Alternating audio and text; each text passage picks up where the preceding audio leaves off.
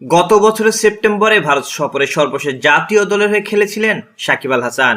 রাজনৈতিক পালাবদলের আগে দেশ ছেড়েছিলেন, তারপরই আর দেশে ফেরা হয়নি তার। তারকা অলরাউন্ডারের বাংলাদেশ দলে ফেরার সম্ভাবনা সেভাবে দেখা মিলছে না।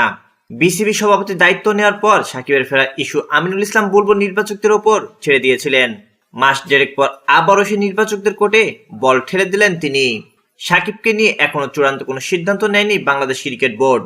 সব সংস্করণ থেকে তিনি অবসর নেননি, এমন ইঙ্গিত দিয়ে বিসিবি সভাপতি আমিনুল ইসলাম বুলবুল জানিয়েছেন, সরাসরি সাকিবের সঙ্গে কথা বলার পরেই বোর্ডের অবস্থান স্পষ্ট হবে। আজ সংবাদ মাধ্যমকে বলেন, সাকিবকে এখনো পাওয়া যাবে। সব সংস্করণ থেকে সে অবসর নেয়নি। তার সঙ্গে কথা বলবো, তার সঙ্গে কথা বলার পর আমরা সিদ্ধান্ত নিতে পারবো।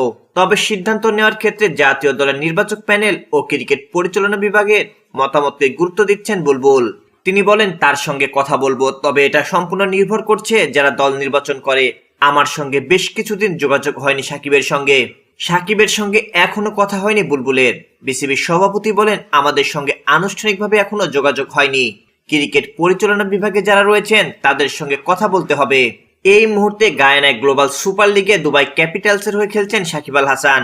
এই টুর্নামেন্টের অভিষেক ম্যাচে ব্যাট হাতে 58 রান ও বল হাতে 4 উইকেট নিয়েছিলেন। পরের 2 ম্যাচেই আবার ব্যর্থ। ব্যাট হাতে 2 ম্যাচে মিলিয়ে করেছেন 11 রান, বোলিংয়ে পাননি কোনো উইকেট।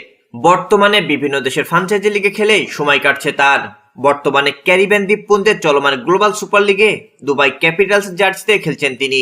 দলটির হয়ে এখন পর্যন্ত 3টি ম্যাচ খেলেছেন। এর মধ্যে প্রথম ম্যাচে ব্যাটে বলে পারফরমেন্স করলেও পরের 2 ম্যাচে ব্যর্থ এই অলরাউন্ডার। আগের মতোই এখনো ক্রিকেটটা উপভোগ করেন জানিয়ে 38 বছর বয়সী সাকিব বলেন, আমি এখনো খেলাটাকে খুব উপভোগ করি। আমি মনে করি এটাই গুরুত্বপূর্ণ। যতদিন উপভোগ করব ততদিনই আমি খেলে যাব।